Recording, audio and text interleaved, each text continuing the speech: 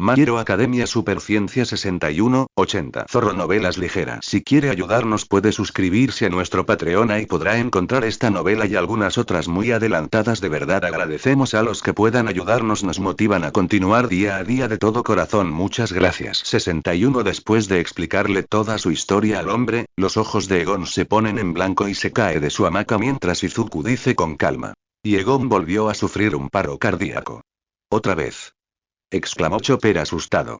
Estoy en ello, dice la doctora O'Printon mientras entra en su carrito con un desfibrilador. Lo coloca sobre su pecho desnudo y dice: listo.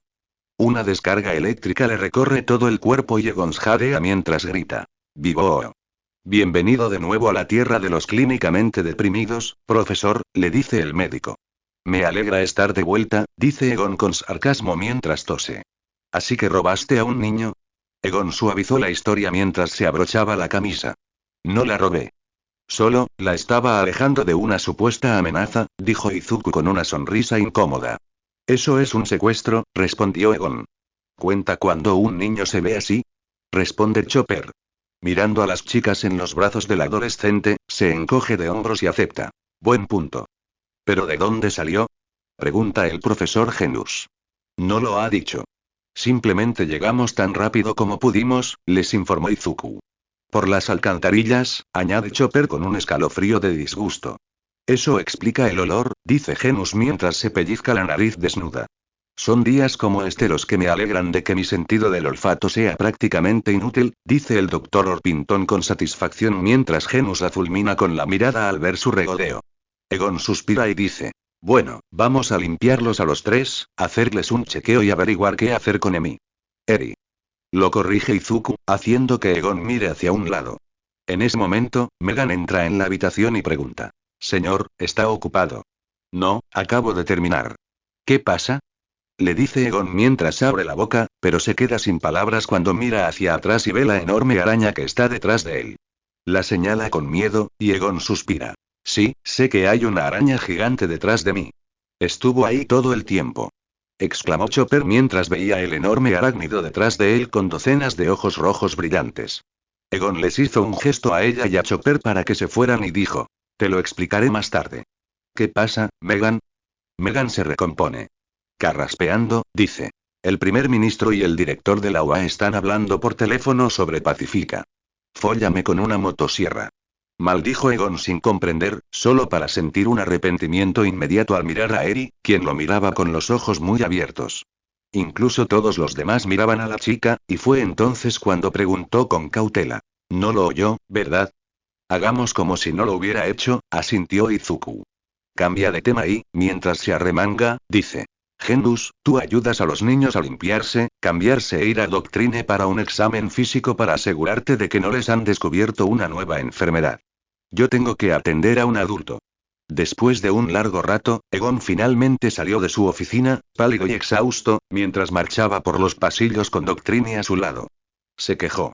Qué pesado. ¿Cómo te fue explicando un nuevo subcontenido en medio del océano?, le preguntó en tono serio. Sopló una frambuesa y explicó. Nezu entendió que no tenía nada que ver con él directamente. Pero el primer ministro, esa zorra te da ganas de arañar metal. Le pregunté si quería tener un dragón en constante crecimiento en Japón y encontrar la manera de alimentarlo. Me sorprende que no haya aceptado tu oferta. Ya sabes, usarla como una superarma, preguntó. Él negó con la cabeza con diversión agravada y le dijo: oh, lo hizo, pero solo después de que le dije que Torchwick no escucharía y probablemente mataría todo. ¿Ella? Doctrina intentó preguntar. Solo para que Egon la interrumpiera y, irritado, le dije. Sí, me preguntó si Izuku o yo queríamos unirnos a las Fuerzas Armadas. Rechacé cortésmente y le dije que no teníamos ningún interés ni habilidad para dirigir un ejército por un solo dragón, y que era un bebé. Luego mordisqueó un poco su palillo mientras lo miraba fijamente. Sabiendo que no estaba allí para dejarlo desahogarse, Egon fue directo al grano y preguntó. Pero basta de eso, ¿cómo están los niños? Limpia y sin enfermedades, gracias a Dios. Pero esa chica, Eri, es otra historia, explicó mientras le contaba. Estuvo muy asustada todo el tiempo. Tiene que bañarse con Izuku. No lo dejaba, y cada vez que alguno de nosotros entraba, se ponía a temblar, sobre todo cerca del Dr. Orpington. Y ni me hables de los dispositivos médicos. Pensé que se desmayaría cuando saqué un estetoscopio. Hay más en ella. ¿Y qué hay de su peculiaridad? Insistió Egon. Fue entonces cuando Klug se acercó a él en su historial y le dijo: nos tomó una eternidad obtener una muestra de sangre. Ella estaba llorando y se aferraba a Izuku, rogándole que nos hiciera parar. Finalmente, la drogamos. Egon se detuvo mientras agarraba al pollo por el cuello y gritaba: ¿qué hiciste? Riendo nerviosamente mientras Doctrine la observaba divertida, dijo: quizás debería reformular eso. Usamos la amapola somnolienta para ponerla a dormir. Egon reflexionó un momento y recordó cuando el doctor Malva Real le trajo esa misma planta. Parecía una amapola común y corriente, pero en cuanto la olió, se quedó inconsciente como un tronco durante 2 horas. Según le dijeron después, se suponía que ayudaba a las personas con insomnio severo. Tras oír esto, se tranquilizó y soltó al pájaro, diciendo: deberías haber dicho eso. ¿Y qué? ¿Cuál es su peculiaridad? Nunca lo vas a creer, pero ella es uno de esos raros casos de singularidad, le dijo Klug. Ella es. Dijeron Egon y Doctrine al unísono. La gallina asiente y, sacando su purapad, explica. Se llama rewind y hace que toda materia viva con la que entra en contacto vuelva a un estado anterior, ya sea físico, biológico o evolutivo. Mierda. Dijo Egon mientras mordía los dedos. Y ella no tiene control sobre ello, añadió. Doble mierda. Exclamó Egon. Pero eso no es todo, añade de nuevo, divertida por su expresión. Por favor, no me hagas decir más tonterías de las que tengo que decir, prácticamente rogó Egon mientras le agarraba el pelo. Ella explicó rápidamente. Leí su mente con la astilla de telepatía y durante mucho tiempo estuvo en compañía de los Yakuza. Yakuza. Exclamó Egon, mientras Doctrine parecía perdido. Su memoria está un poco borrosa debido a que no entendía lo que veía y escuchaba, pero la necesitan para algún tipo de plan para, si no me equivoco, borrar dones, explicó con más profundidad. Egon camina mientras piensa en voz alta y dice: tiene sentido. Si Edric puede hacer que un ser vivo vuelva a un estado anterior, significa que puede hacer que una persona regrese a un estado anterior a su don o incluso borrar el gen de su ADN por completo. Klug se estremeció y dijo: no quiero volver a ser un pollo normal. Al ver que la situación se estaba descontrolando, Doctrine destapó una botella de vino y dijo con sorprendente calma: bueno, entonces tenemos que contárselo al primer ministro. Si la tenemos, es solo cuestión de tiempo antes de que vengan a buscarla. Egon suspira, exhausto de nuevo, y le dice: ya estoy bailando sobre cáscaras de huevo después de que se entere de Pacifica y Torchwick. Probaré con la Comisión de Seguridad Pública de Héroes. Poco después, Otto y Anima esperaron un buen rato a que Egon saliera de su oficina, pero fue en vano. Lo que fuera que le estuviera diciendo al HPSC debía ser esencial para que durara tanto. Sin embargo, la curiosidad superó cualquier sentido de superioridad moral, y ambos colocaron un oído o lo que fuera que Otto tuviera en la puerta y escucharon. Por el sonido, parecía que acababan de llegar al final. A juzgar por el tono de tensión cada vez mayor en la voz de su jefe. Esto no es broma. Estamos en peligro, y si vienen, nosotros. ¿Qué? Hola. Hola. Gritó Egon desde la línea telefónica antes de gritar al auricular. Mátate de un salto y muere. Los 2 científicos se alejaron rápidamente de la puerta al oír sus furiosos pasos acercándose a ellos. Egon salió, se apoyó en la puerta y se echó el pelo hacia atrás mientras exclamaba aterrorizado: estamos perdidos. No me creerán. Entonces, ¿qué hacemos ahora? Pregunta Otto. Egon golpea su puño contra su palma y declara: nos preparamos y contraatacamos cuando lo hagan. Los 2 científicos se saludaron con la cabeza, luego se volvieron hacia el hombre, quien asintió con la cabeza. Pero antes de que pudieran empezar con el plan, una voz alegre y familiar exclamó: ah, sí. Compruébenlo. Los investigadores Estrella Robbie y Pura han vuelto. G. Gritó Robbie mientras posaba en el pasillo. Pura sostenía su roca característica en la mano, como símbolo de su cara guiñando el ojo. Egon corrió hacia ellos dos, los abrazó y exclamó: Robbie. Pura. Me alegra verlos sanos y salvos.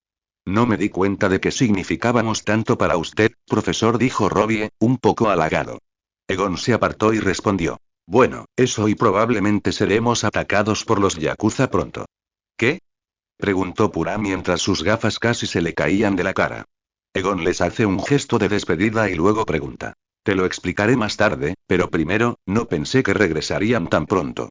Robbie sonrió alegremente mientras decía con un baile. Cuando tienes un ejército de maravillas mecánicas para hacer todo el trabajo, las cosas avanzan muy rápido. Regresamos al lugar donde encontraste el alma de la singularidad la primera vez y establecimos un campamento base. Después, encontramos una beta del alma de la singularidad.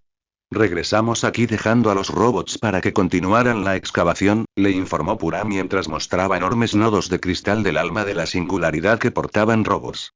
Egon suspira y dice: es bueno saber que tendremos un suministro mayor. Y un nuevo perro guardián para ello. Los dos científicos antiguos se miran y se encogen de hombros.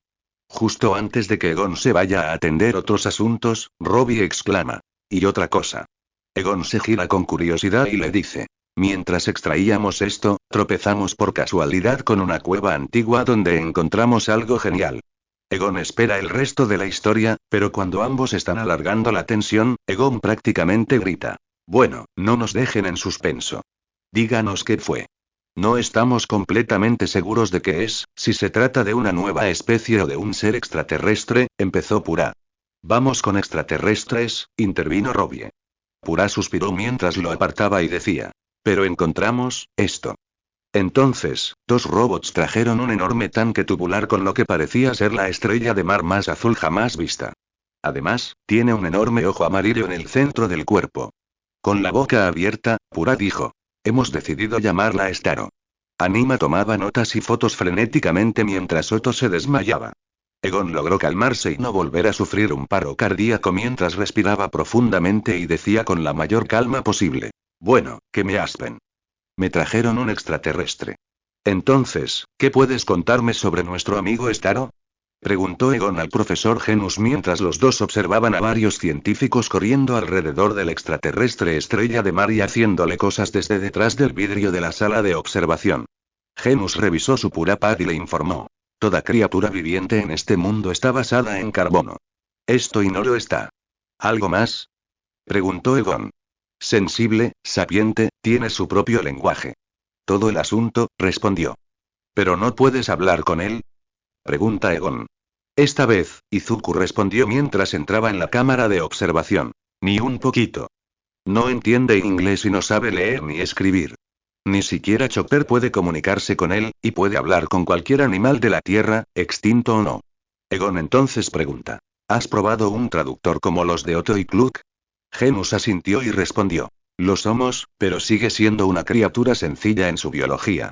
Es difícil traducir las ondas cerebrales cuando todo tu cuerpo es un cerebro. Parece que a Eri le gusta, intervino Izuku, mirando a la joven, ahora limpia y con un cambio de ropa, parada y mirando, memorizada por el extraterrestre. Egon suspira con tristeza y dice: para ser justos, le gustará cualquier cosa que vea, siempre y cuando no esté relacionada con la medicina o las aves. En ese momento, Atsume irrumpe por las puertas de la sala de observación y anuncia: señor. Creo que finalmente desciframos el código.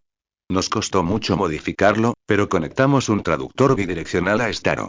Los tres científicos entran en la habitación y son recibidos por Starro, que observa frenéticamente a su alrededor con su único ojo, mientras está conectado a varios nodos en su cuerpo, en un tanque de su tamaño. Los nodos tienen cables que se conectan a una máquina con un micrófono externo. Egon e Izuku se miraron, y Egon se ofreció primero. Tomó el micrófono y dijo: hola. Starro dejó de mirar frenéticamente a su alrededor y se quedó mirando a Izuku un buen rato. Después de un rato, la máquina respondió: ¿Quién eres? Al ver la máquina funcionar, Izuku explicó: soy el Dr. Izuku Midoriya y este es el profesor Egon Cristallo. Se encuentran en las instalaciones de investigación Neo y con Phoenix. Están a salvo. No les haremos daño. Starro parecía perdido en sus palabras, así que Izuku intentó preguntar: ¿tienen un nombre? ¿Cuál es, nombre? Preguntó Starro. Es algo que te identifica, pero si no tienes uno, aquí todos te llaman Starro. ¿Está bien? Le preguntó Izuku al extraterrestre de nuevo. Starro mira un poco a su alrededor antes de decidir. Starro. Sí. Soy Starro. ¿De dónde vienes? Le pregunta Egon a la estrella de mar. Arriba, dijo. ¿Arriba? Dijeron él e Izuku al mismo tiempo. Starro miró al techo y explicó. Arriba. En las estrellas. Desde mi casa, pero no estoy en casa. Hace mucho que no estoy. Dijo con una voz anhelante antes de mirarlos intensamente y afirmar con firmeza en un tono aparentemente peligroso. Quiero ir a casa. Me temo que no podemos hacer eso, le dice Izuku. ¿Por qué? Pregunta Starro con calma. ¿Vives en un planeta, no? Insiste Izuku. Sí. Grande, azul, cálido, hermoso, describió Starro mientras miraba hacia arriba. No tenemos idea de dónde está tu mundo natal ni de cómo llevarte allí. Lamento decirte esto, pero estás atrapado, le da Egon la mala noticia. Atascado, no, respondió Starro con incredulidad. Pero Izuku intervino rápidamente y le dijo. Pero no te preocupes. Aquí en el NIP estamos avanzando a pasos agigantados en todos los campos de la ciencia. Así que algún día te llevaremos a casa. Pero no hoy. Solo tienes que esperar. Starro mira a su alrededor antes de responder con gratitud. ¿Espera? Espera, sí, puedo esperar. Gracias. Déjame salir hacia algo más cómodo que este tubo, ofreció Egon, y casi podía jurar que el extraterrestre parecía feliz. Justo antes de terminar en la sala de observación, Robbie exclamó. Una cosa más. Todas las miradas se posaron en el hombre mientras proclamaba. Mientras transportaba a Starro, creo que tuvo bebés. Moviéndose con gracia hacia un lado, 3 robots sostenían una pecera con lo que parecía ser una versión más pequeña de Starro nadando libremente alrededor. Mierda. Murmuró Egon mientras mordía el puño, e Izuku miró con asombro a Eri. No son bebés, dijo Starro de repente. Acercándose al micrófono, Izuku preguntó. Lo siento. Bebés no. Yo, afirmó Starro vagamente. Todos los científicos se miraron entre sí, preguntándose qué quería decir el extraterrestre hasta que Genus intervino y preguntó. ¿No es eso lo que son los bebés? Una versión más pequeña de ti y tu pareja. Creo que quiere decir que son extensiones metafísicas de su consciencia. Una vez que la copia se adhiere a un huésped, pueden comunicar lo que Starro piensa y siente, lo que incluso le permite entender un idioma extranjero y controlar dicho huésped como una marioneta, respondió Purah por ellos mientras irrumpía en la cámara de observación. Todos los científicos pasan de mirarla fijamente a mirarla entre ellos, luego vuelven a mirarla, donde Izuku pregunta. Eso está muy bien, pero ¿cómo lo descubriste? Luego señala hacia el pasillo, donde ven algo asombroso y aterrador. En el suelo, atendido por otros robots, había un robot cuya placa frontal había sido arrancada, y su procesador de IA estaba destrozado y frito. Parecía irreparablemente dañado, con solo un cortocircuito y una separación de lo que quedaba de la placa base.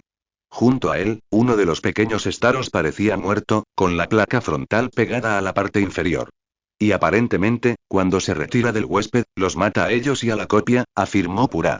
Me alegro de que solo fuera un robot, suspiró Izuku, mordiéndose el puño con estrés. De repente, a Egon se le encendió una luz en la cabeza y dijo, con una sonrisa cómplice. Y creo que podrían ser útiles. Oculta en las numerosas ciudades de Japón se encontraba una instalación de almacenamiento y empaquetado que servía de astuta tapadera para la base principal de la Yakuza. Dentro de sus límites se encuentra la oficina de su actual líder, Overhaul, quien espera con impaciencia noticias sobre su arma secreta recientemente desaparecida. En algún momento, su segundo al mando, un hombre canoso con forma de flecha conocido como Cronostasis, entra en la oficina y se planta ante su líder mientras le dice: Señor, hemos localizado a Eri. La han llevado a ese nuevo centro de investigación que se inauguró recientemente. Pero el rastreador falló a las pocas horas. Por lo que sabemos, podrían haberla llevado a otro lugar. No lo harían, dice Overhaul con seguridad. Su mano derecha lo miró confundido mientras continuaba. Saben de nosotros y que los encontraríamos. Están atrapados y lo saben. ¿Qué sugieres que hagamos? Pregunta Cronostasis. Bueno, prueba la diplomacia y luego invade, le dice Overhaul después de pensarlo. El hombre de cabello gris hizo una profunda reverencia y dijo: enseguida, señor. Dicho esto, llevó el teléfono al escritorio de su jefe, marcó los números del edificio NIP, lo dejó sonar y luego se lo dio. El teléfono sonó un segundo y contestó la voz de Josie. Hola, soy la oficina principal del Centro de Investigación Neo y con Phoenix. Intentó decir hasta que Overhaul la interrumpió bruscamente. Deja de tonterías y transfiéreme con tu jefe. Habla el líder de la Yakuza, le susurró en un tono firme que emanaba siempre su rabia reprimida.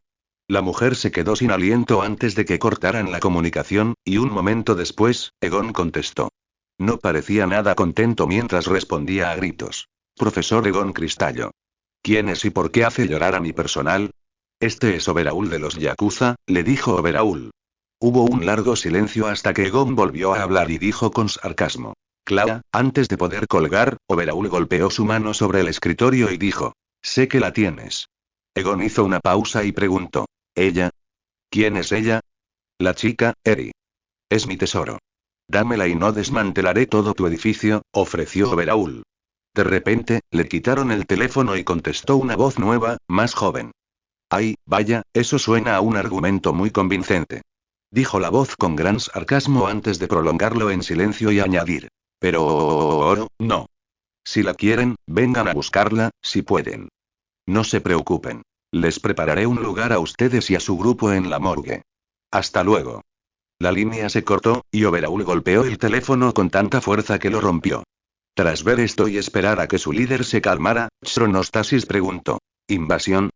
Overaul apretó fuertemente sus manos y exhaló un suspiro enojado antes de afirmar. Invasión. Algún tiempo después. Llegan justo a tiempo, dijo Pura mientras miraba a través de un dispositivo periscopio colocado en el edificio. A pocos kilómetros de su ubicación, varios camiones de transporte grandes se dirigían a toda velocidad. Algunos no tan discretos les alertaron de inmediato de que formaban parte de la invasión yakuza. Sabían que ocurriría hoy. Los aviones lo habían calculado, y los matones les dieron la razón. Son demasiado fáciles de predecir, se burló Cho mientras operaba un conjunto de controles que maniobraban las muchas medidas defensivas dentro, sobre y alrededor del edificio y su terreno. Al ver que los camiones se acercaban a una milla de ellos, Pura le dijo. Comiencen las medidas de defensa. Cho presionó algunos botones y dijo. Levantando la puerta y las torretas de la torre. A medida que los camiones se acercaban rápidamente, se erigió una larga hilera de gruesos muros de hormigón desde el suelo alrededor de los límites de la propiedad de las instalaciones. De 6 metros de alto y 60 centímetros de grosor, con una astilla de ilusión añadida, lo que les daba la impresión de estar hechos de algo endeble. Junto a ellos, había varias torres pequeñas de hormigón con una sola torreta en la parte superior. Las torretas se fijaron en los camiones que se aproximaban y comenzaron a descargar munición. Los camiones sufrieron graves daños, pero siguieron avanzando hasta llegar al muro. Creyendo que podrían abrirse paso fácilmente, no se detuvieron hasta que vieron cómo 3 camiones chocaban contra el muro y explotaban. Los que se detuvieron en seco acabaron explotando cuando los cañones de plasma de la pared empezaron a dispararles a quemarropa. Todo parecía ir bien hasta que uno de los camiones que estaba más atrás se dirigió a toda velocidad hacia la pared, y todos los que estaban dentro saltaron justo antes del impacto. Al hacerlo, el vehículo explotó con una explosión tan potente que destruyó la pared y 2 de las torretas de la torre. Pura gimió e informó. Rompieron nuestra primera línea de defensa. Activen los bloqueos.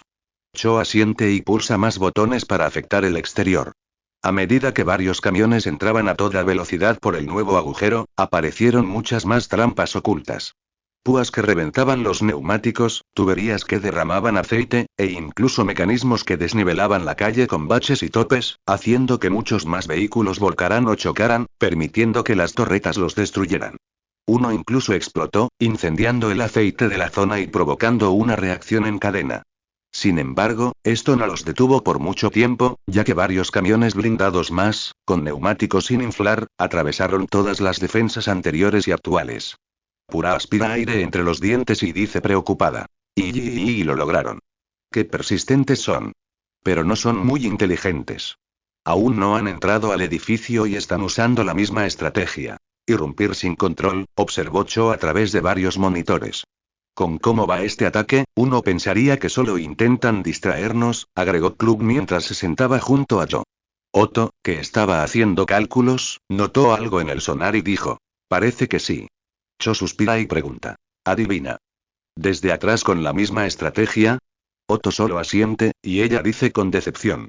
Pensé que estos tipos se suponía que eran una amenaza, no una broma. Desde que los héroes se pusieron de moda, los yakuza han sido derrotados hasta el punto de no ser diferentes a los matones comunes, le informó Klug. En ese momento, Izuku y Egon, que observaban en silencio desde atrás, alzaron la voz y afirmaron con firmeza. Son matones o no, siguen siendo peligrosos. Vigilen su avance. Si entran en el edificio, tendremos que tomar medidas drásticas. Les dijo Egon. Pura hace un gesto con la mano y responde. Muy bien, jefe. Pero no te preocupes, puede que hayan llegado a la puerta principal, pero las defensas los están derribando rápidamente. Y no parece que tengan un ejército muy numeroso. Mientras decía esto, desde afuera, los camiones blindados se detuvieron y empezaron a descargar gente, pero todo se puso patas arriba. En cuanto se abrieron las puertas, una lluvia de balas y cañonazos los azotó. Cualquiera que sobreviviera o tuviera la suerte de mantener las puertas cerradas tendría que enfrentarse a los cañones de plasma. Uno a uno, los camiones empezaron a explotar, y la gente quedó hecha trizas por los disparos. Cualquiera que se acercara lo suficiente a la entrada principal era atacado por enredaderas que estrangulaban y hacían cosquillas, hierba afilada como cuchillas, bocas de dragón con dientes, hipnóticas plantas carnívoras y rosales, el sauce llorón, el pino y el cactus que disparaban sus agujas, margaritas que gritaban tan fuerte que podían dañar un tímpano, y mucho más.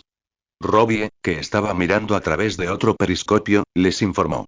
No miren ahora, pero tenemos un gran portaaviones que viene hacia aquí. ¿Qué está haciendo? Le pregunta Izuku. Como se mencionó, desde afuera, un gran camión de carga se posiciona junto al muro destruido del concierto, y al estacionarse, salen varias personas corpulentas. Una de ellas es un hombre bajo con una parca morada con ribete de piel, cabello negro, mirada penetrante y una máscara de pájaro de diseño único. Espera, ¿es ese el jefe Yakuza? Pregunta Robbie. Déjame ver.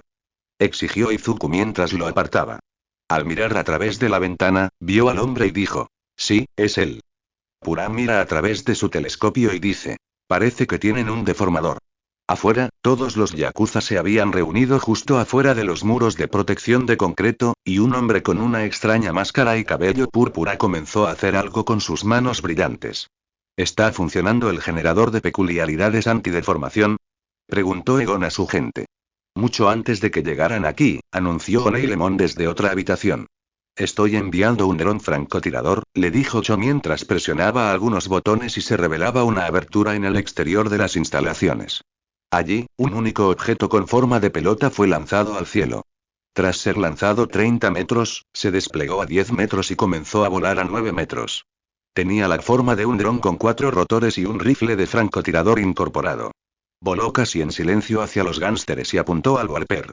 En un instante, se disparó y el Warper cayó al suelo. Ya los tengo. Ahora a por el líder. Anunció Cho mientras maniobraba el barril hacia él.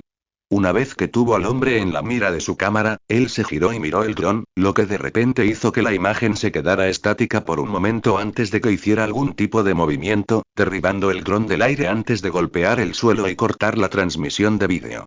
¿Qué? Algo derribó el dron, anunció Cho. ¿Qué pretenden siquiera? Perdieron toda su armada. ¿Cómo esperan entrar? Preguntó Robbie mientras las medidas de seguridad de la retaguardia también eran violadas, lo que los impidió avanzar.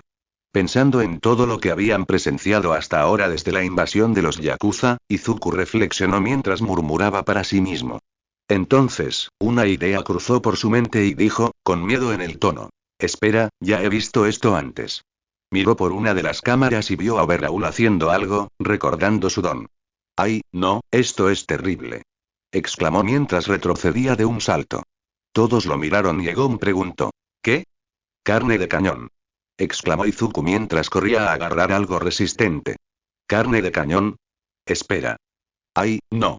Exclamó Egon al darse cuenta también de lo que Izuku decía y hacía. Antes de que nadie pudiera preguntar de qué hablaban sus jefes, se agarró a algo resistente y gritó. El ataque fue solo para despejar el camino. Cubrios. Gritó Izuku mientras los demás científicos se apresuraban a engancharse.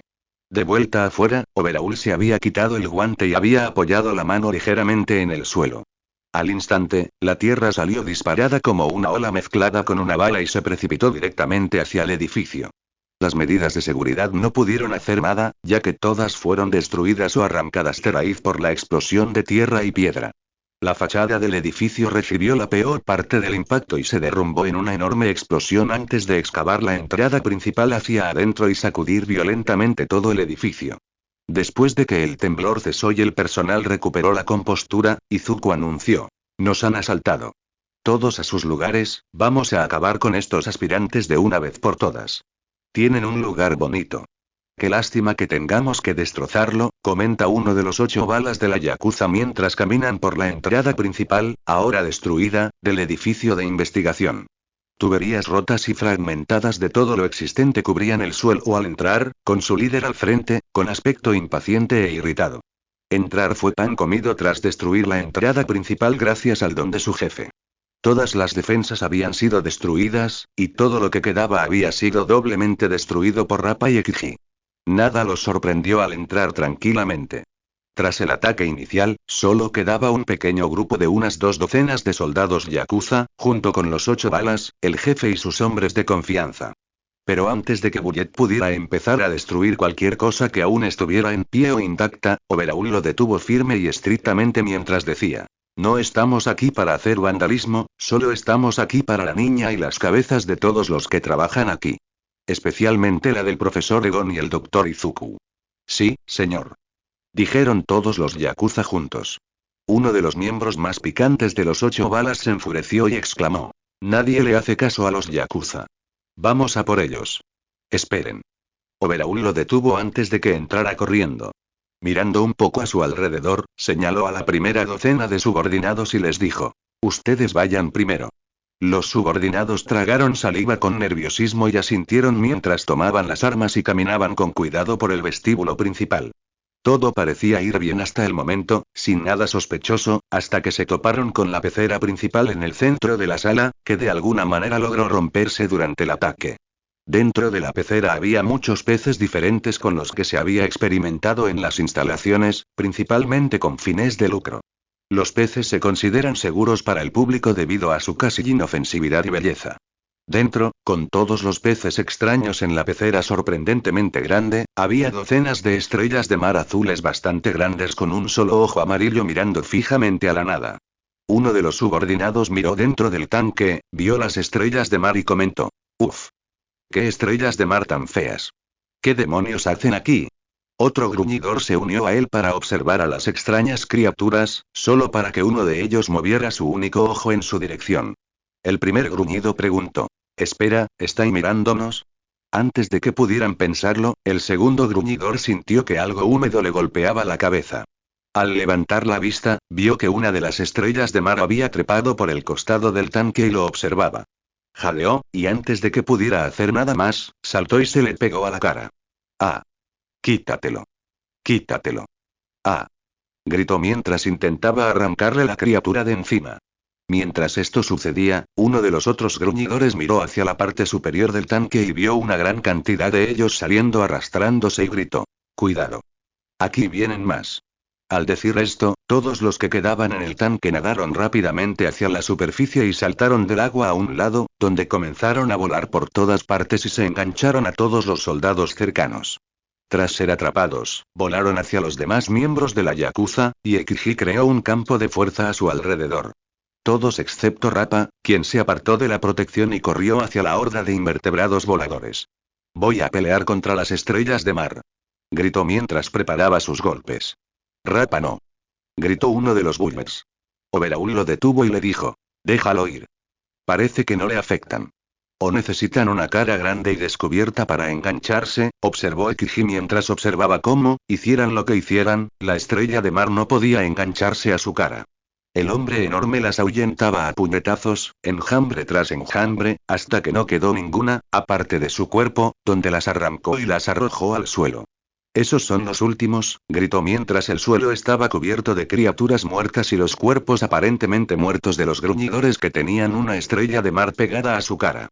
Uno de los Bullets se acercó a uno de los hombres caídos y le preguntó mientras lo empujaba con el pie: ¿están muertos? La pregunta fue respondida cuando el ojo único miró al hombre y lo agarró del tobillo mientras gritaba: morirán. Inmundos miserables. La bala gritó y lo pateó mientras retrocedía, viendo como todas las demás personas se levantaban de nuevo con sus rostros cubiertos de estrellas de mar sin emociones mientras todos caminaban zombies hacia los gánsteres y decían al unísono: Starro protegerá su hogar. Starro protegerá a su familia. Morirán. Estrella de mar de control mental. Interesante, dijo Overhaul divertido. La docena de personas controladas mentalmente comenzaron a moverse hacia los villanos, intentando rodearlos. Fue entonces cuando Rappa intervino de nuevo y exclamó: No se preocupen. Los arrancaré y volverán a la normalidad. Dicho esto, agarró al más cercano, sujetó la estrella de mar y, con un movimiento rápido, la arrancó junto a la cara de la persona. Ambos se desplomaron y quedaron muertos en las manos del hombre enorme, quien murmuró: eso no funcionó. Entonces supongo que los hemos perdido. Overhaul suspiró, irritado por perder a más personas. La batalla resultante no duró mucho debido a su lentitud, a la falta de familiaridad con las peculiaridades de sus anfitriones y a las tácticas que implicaban rodearlos. Lo único que favorecía a los soldados controlados mentalmente era que no sentían dolor y aún podían moverse incluso con muchos huesos rotos o extremidades amputadas. En cuestión de minutos, una docena de soldados estaban muertos en el suelo junto con las demás estrellas de mar controladas mentalmente. Cronostasis miró a los caídos y sus restos, luego a su jefe, y dijo: Señor, no creo que debamos seguir adelante con la invasión y la extracción. Somos los únicos que quedamos, y aún no sabemos cómo son las trampas y demás cosas aquí. Overhaul giró la cabeza bruscamente, lo que provocó que el hombre se acercara a Juno. Overhaul afirmó: tenemos a la chica. Esa es la máxima prioridad. La necesitamos. Cronostasis mordió la lengua y respondió: sí, señor. Despliéguense y encuéntrenla. Maten a cualquiera o cualquier cosa que se interponga en su camino, ordenó Overhaul. Pero antes de que pudieran hacerlo, uno de los bullets señaló hacia el pasillo y preguntó: como la horda de robots que viene hacia aquí. Como se dijo, una horda masiva de robots más avanzados con armas de primera línea descendió del pasillo oscuro en varias filas de docenas de unidades individuales. El líder que va al frente ordena: ríndanse y no sufrirán daño. Overhaul gruñe y dice mientras se quita el guante mientras los robots los rodean con las armas desenvainadas: ¡qué molesto! Estos tipos simplemente no saben cuándo rendirse, ¿verdad? Preguntó Pura mientras ella y el personal encerrados dentro de la sala de seguridad observaban cómo los yakuza atravesaban la masa de robots. Si no fuera por su líder, el grande, y el que tiene la peculiaridad del campo de fuerza, ya nos habríamos ocupado de ellos, dijo Robbie mientras presionaba los botones para preparar la seguridad interior. Supongo que tendremos que ensuciarnos las manos, dijo Cho mientras hacía crujir sus nudillos. Debería haberme quedado en la cama, gimió Willy. Después de asegurarse de que los yakuza se mantendrían ocupados por un tiempo, Egon reunió a todos y preguntó: muy bien, gente. ¿Saben qué hacer? Todos respondieron o asintieron, y él dijo: bien, entonces manténganse a salvo. Después de esto, el personal salió de la sala de seguridad y se dirigió a sus divisiones para preparar sus trampas para los invasores. Todos, excepto Chopper, Doctrine, Willy, Pura y Robbie, se quedaron en la sala de seguridad con Egon. Todos se fueron excepto Izuku, quien se dirigió directamente al almacén de las instalaciones. Acercándose a la puerta de una de las casas del hombre en el pasillo, tocó 4 veces antes de decir en voz baja: la contraseña es plátano verde.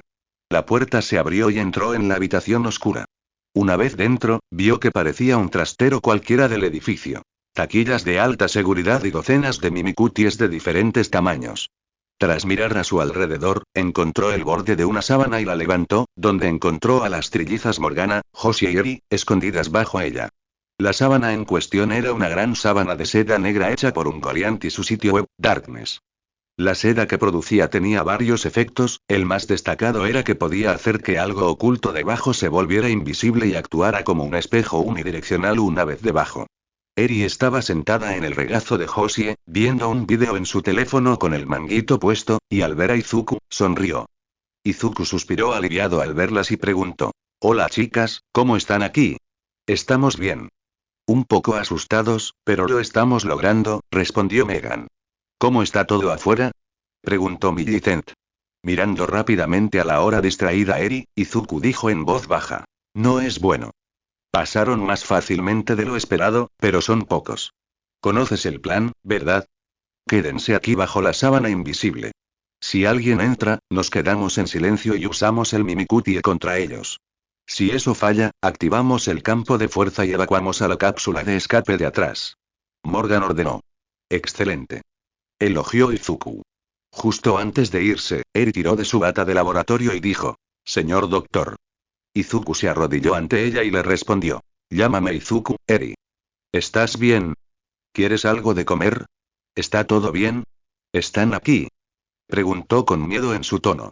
Izuku pensó en la mejor manera de decirlo sin molestarla ni activar su don, así que sonrió, le acarició la cabeza y le dijo: las cosas están confusas ahora mismo, pero lo tenemos todo bajo control.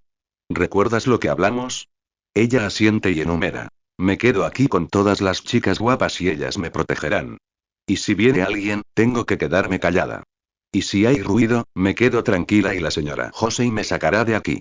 La chica se ríe de su comentario, sobre todo de lo de chicas guapas, lo que hace sonrojar a Izuku. Carraspeando, la elogia. Bien hecho. No te preocupes.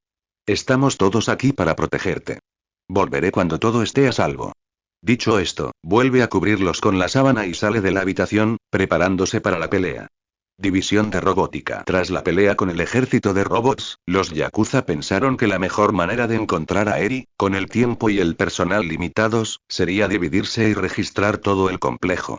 Cada uno de los 8 balas fue solo o en grupos de 2 o 3, junto a un pequeño grupo de la docena de soldados que quedaban. Mimik fue el único que fue en solitario, ya que podía cubrir más terreno rápidamente con su don. Chronostasis se quedó con Overhaul como protección. El grupo, compuesto por Rappa y Ekiji, recorrió la división de robótica con un pequeño grupo de solo 2 reclutas, buscando a Eri por todas las habitaciones, pero sin encontrar nada. Al poco rato, Rappa se quejó con impaciencia, para gran disgusto de Ekiji. ¿Y ahora dónde estarán? Preguntó Ekiji en voz alta, también impaciente. De repente, Atsume saltó desde detrás de una esquina y gritó mientras escupía una frambuesa: yo. Señor Gánster. Agarradlos. Ordena Ekiji mientras los gruñidores y Rappa corren tras él. Corrieron tras él hasta que, al doblar una esquina, vieron un destello blanco entrar por una gran puerta doble abierta. Los Yakuza entraron corriendo en la habitación y la encontraron grande, honesta y vacía, como si la hubieran visto desde un gran espejo en un extremo de la habitación metálica. Miraron a su alrededor, sin encontrar nada, especialmente al tuerto. ¿Dónde está ese tipo? Preguntó Rappa, emocionado por golpear algo. Mirando alrededor de la extraña habitación, Ekiji preguntó: mejor pregunta, ¿dónde estamos? A nuestra merced, dijo una voz por un altavoz en la pared. De repente, la puerta doble se cerró de golpe y echó el cerrojo. Y por desgracia para ustedes dos, nos acabamos de quedar sin ella. Repitió la voz mientras miraban un gran espejo. El espejo se transformó en una ventana, y detrás de él estaban Natsume y Cho, ambos sonriéndoles a los ladrones. Rappa se acercó al cristal y exigió: sal y enfréntate a nosotros. Atsume puso los ojos en blanco y se enfadó. ¿Ah, sí? ¿Pero qué tiene de divertido? Al fin y al cabo, tenemos que probar algunos de nuestros nuevos robots y máquinas en el campo. Y vosotros dos seréis los conejillos de indias perfectos. Luego, Cho presionó varios botones en la sala de control y armas y robots comenzaron a salir de las paredes y el techo. Diviértete, dijo Atsume con voz alegre. La batalla resultante dejó muchas máquinas averiadas y algunos cadáveres. Durante el combate, Ekiji hizo lo que mejor sabía hacer. Usó su don para proteger a sus aliados de la lluvia de balas, explosiones de energía, bombas y demás. Por desgracia, tuvo que bajar el escudo cuando necesitaban atacar, creyéndolos abiertos hasta que los cubrió. Esto fue extremadamente difícil para él, ya que normalmente solo tenía que lidiar con Rappa o alguien con más habilidad. Así que, en poco tiempo, todos los soldados estaban muertos, lo que le obligó a dedicar toda su atención a Rappa, lo que de por sí ya era una tarea ardua. Observó cómo el hombre enorme le gritaba que bajara el escudo cada vez que quería golpear algo, lo cual era casi siempre. Incluso recibió varios golpes, pero logró ignorarlos. Al final, Rappa logró destrozar todos los robots y armas utilizadas, dejándolos a ambos extremadamente cansados. Tras las máquinas rotas, el retroceso, las armas destrozadas y la nueva seguridad, Ekiji dijo mientras se secaba la frente: eso, fue realmente, todo un desafío. Me encantó. Exclamó Rappa con entusiasmo. ¡Ay, puaj! ¿Derrotaste nuestras armas y máquinas? Bueno, supongo que tenemos que hacer una reforma seria, dijo Atsume con cierta irritación, haciendo pucheros como un niño. Rappa corrió hacia la ventana y empezó a golpearla sin piedad, solo para descubrir rápidamente que, por muy fuerte que la golpeara, ni siquiera se movía por la vibración. Sin embargo, eso no le impidió intentarlo, lo que hizo que Cho suspirara, pusiera los ojos en blanco y dijera por los altavoces: ni lo intentes. Este vidrio tiene un refuerzo quíntuple. Haría falta All Might para romperlo. Entonces Ekiji intentó usar su movimiento de burbuja de aire o su ataque de pulmón explosivo, solo para descubrir que sus campos de fuerza se manifestaban constantemente en el cristal. Su confusión se rectificó cuando Cho lo miró y explicó. Y no creo que tu don funcione. Le hemos dado tecnología anti-don. Ningún don entra ni sale de él. Entonces, ¿qué piensas hacer? ¿Retenernos aquí hasta que llegue la policía? Preguntó Ekiji con sarcasmo. Los dos se rieron de la oferta y Cho le dijo. Creo que todos podemos estar de acuerdo en que estamos muy por encima de cualquier funcionario de la ley. Empezaremos con esto. Exclamó Atsume mientras bajaba una palanca. Los dos matones se prepararon para otra pelea, pero se confundieron al ver un muro que se alzaba entre ellos, hasta el techo. ¿Y esto? Exclamó Atsume de nuevo mientras presionaba 3 diales, lo que provocó que ambas mitades de la habitación se oscurecieran. Muchas gracias por separarnos. Lo hiciste muy fácil, les agradeció Cho con tono molesto. Entonces nos pones en diferentes partes de una habitación y apagas las luces. ¿Qué? No me digas que crees que le tenemos miedo a la oscuridad, replicó Ekiji, haciendo reír a Rappa al otro lado de la pared. Cho sacudió la cabeza con un brillo siniestro en los ojos y dijo. Oh, no, nada de eso en absoluto. Entonces Atsume intervino y explicó. Seguro que han oído hablar de Pacifica, el nuevo subcontenido que acaba de aparecer. Por cierto, lo estamos haciendo. Bueno, a uno de nuestros compañeros se le permitió llenar la isla con lo que quisiera para intentar crear un ecosistema pequeño y estable. Pero como saben, cuando le das una galleta a un ratón, y así sucesivamente. ¿Y? Preguntó Rappa sin entender nada. Cho pone los ojos en blanco ante la pregunta y explica. Y creó muchas criaturas que se consideraban demasiado peligrosas para el público y el continente. Así que las mantienen aquí para que las consideren reconstruidas o destruidas. Detrás de las puertas que están detrás de ti solo hay 2 de ellas. Luego presionó varios botones, y 2 grandes puertas, junto a por donde salieron los robots, se abrieron, donde Cho les dijo. Y en cuanto a las luces, prefieren mucho más la oscuridad. Desde las 2 puertas recién abiertas, 2 pares de ojos completamente distintos se asomaron y observaron a los 2 gánsteres. Ambos salieron con paso firme, con la respiración caliente y pesada, mientras sus imágenes se iluminaban en la cabina detrás de ellos. Yakuza, idiotas, les presento al alimentador nocturno y al Glavenus. Diviértanse. Anuncia Atsume mientras desactiva el efecto de la ventana, haciendo que el cristal se convierta de nuevo en un espejo y sumerja a los 2 hombres en una oscuridad profunda.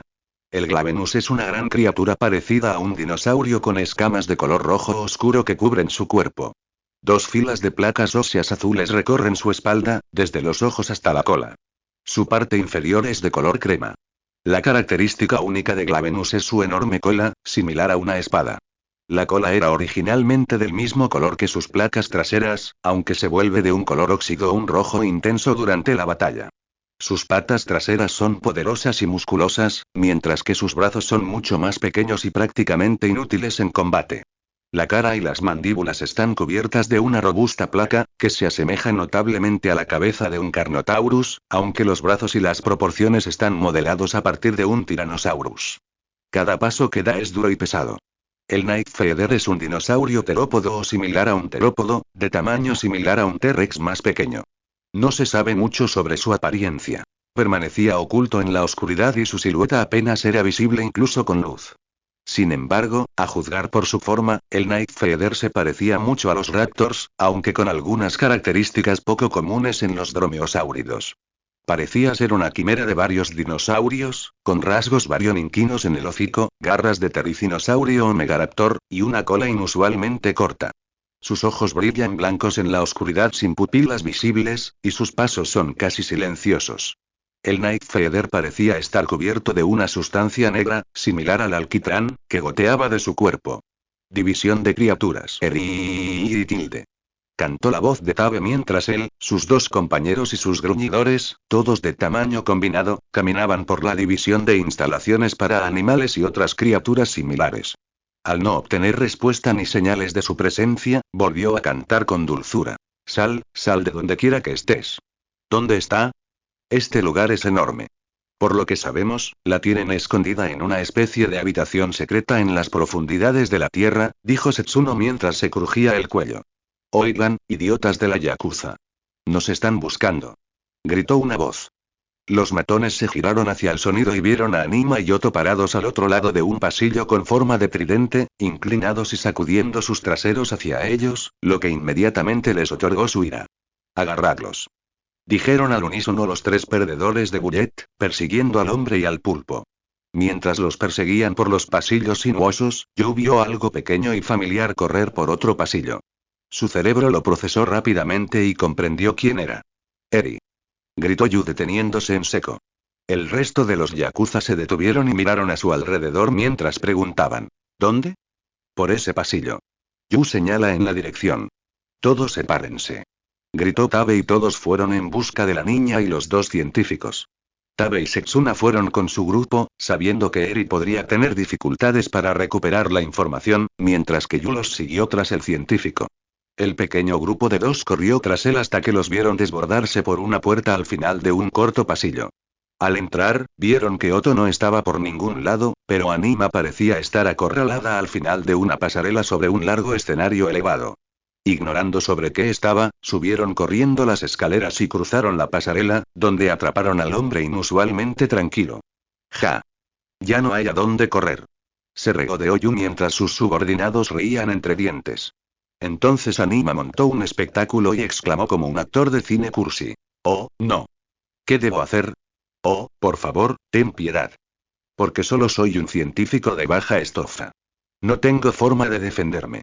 Yu se quedó perplejo ante esta reacción y preguntó en voz alta: «¿Por qué dices eso con tanto descaro y sarcasmo? Es casi como si nos hubieras pillado». «Bueno, lo he hecho», dijo antes de señalar una pared y gritar: «Otto, tira de la palanca». Otto, camuflado, apareció y, moviendo las cejas, agarró una palanca y la bajó. En ese momento, ocurrieron dos cosas. Primero, un gancho de una cuerda cerca de Anima empezó a elevarse, y lo agarró para subir. Segundo, la pasarela bajo ellos se derrumbó, y todo cayó en un charco de agua salada.